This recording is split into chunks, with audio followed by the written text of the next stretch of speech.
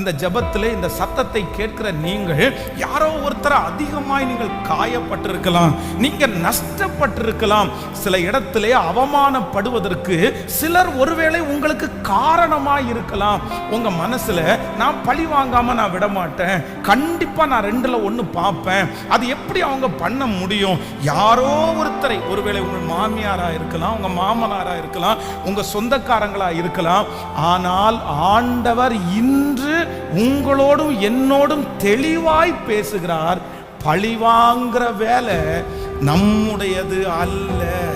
ஆண்டவரே, எது நடக்கட்டும், எது நடக்கட்டும், எவ்வளவு விரோதமாய் வேண்டும் என்றாலும் எழும்பட்டும். இந்த ஜெபத்தில் இருக்கிற யாரோ ஒருத்தரத்துல தெளிவா பேசுறாரு.